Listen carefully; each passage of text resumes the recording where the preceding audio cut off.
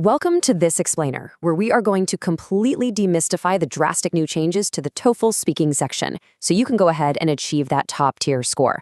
Listen, if you're preparing for the TOEFL right now, you need to know that everything you might have previously learned about the speaking section is now officially outdated. But don't worry, today we're breaking it all down step by step so you know exactly what to expect. Here's our roadmap. We'll start with the 2026 overhaul, jump into Task 1, listen and repeat, and figure out how to master it. Then, we'll tackle Task 2, take an interview, learn how to win it, and wrap up with a final confidence boost. All right, let's get right into Section 1, the 2026 TOEFL overhaul.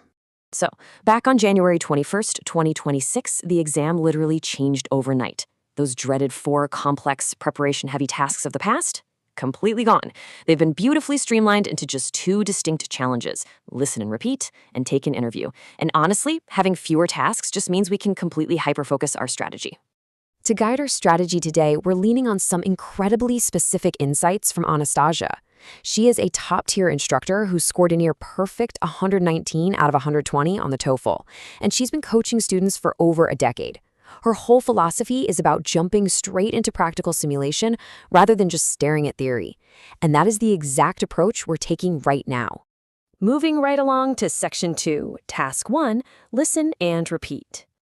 Okay, so in this task, you have to verbally mirror 7 increasingly complex sentences. And get this, there is absolutely zero text on the screen to help you out. A massive mistake people make here is waiting until the speaker completely finishes the sentence before trying to memorize it. No way.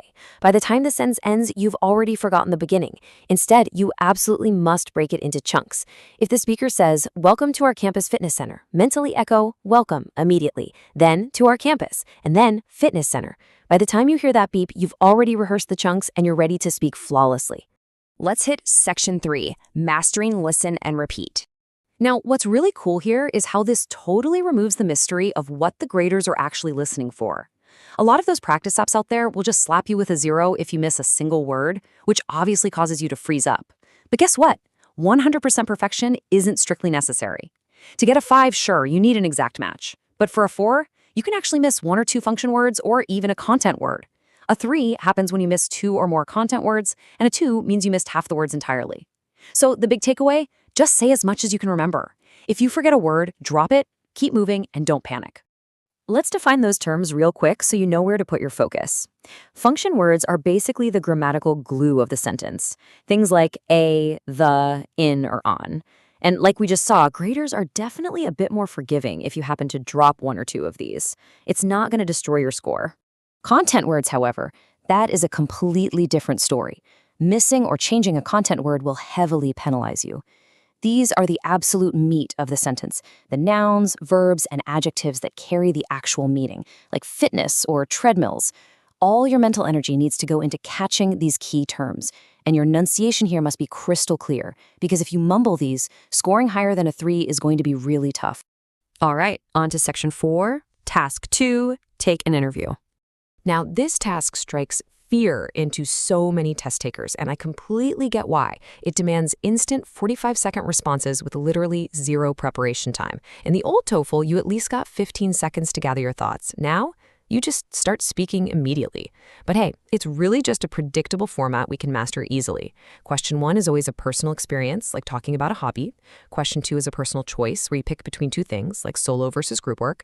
Question 3 is a general opinion, and question 4 is a trend analysis, usually about modern stuff like social media. It's the exact same pattern every single time. Let's dive into Section 5, winning the interview task. I'm going to give you the exact scripts you can memorize right now to instantly boost your fluency score and manufacture that missing prep time. When question 1 hits, you want to use a simple opening as a mental buffer. Say something like, "Thank you for your question. The hobby I regularly enjoy is..." Boom. You just bought yourself precious seconds to formulate your actual story. By the time you finish saying that sentence, your brain has retrieved the exact memory you want to talk about. For question 2, the choice-based question, try this. Personally, I figure both options have their pros and cons, but overall, I'd opt for it beautifully structures your response, it shows off complex grammar, and it prevents any of that awkward dead air at the beginning. Just remember, for these first 2 questions, you absolutely must personalize your examples and talk about yourself. Now, when we get to the broader questions, you might be super tempted to throw in a filler phrase like, "That's an interesting question." Whatever you do, never say that. Graders know that absolutely none of the TOEFL prompts are actually interesting. If you use that phrase, it's a dead giveaway that you're just a robot reciting a template.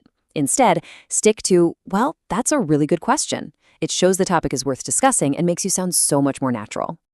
To really push your score into the highest tier, elaboration is the secret sauce. You've got to layer in personal details and rich contrasts.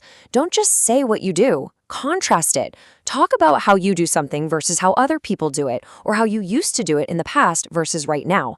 This naturally forces you to use varied grammar, like past tenses. Also, a quick pro tip, when you practice, drop your responses into an online word counter. It'll track your keyword density so you make sure your vocabulary stays varied and you aren't repeating the same words over and over.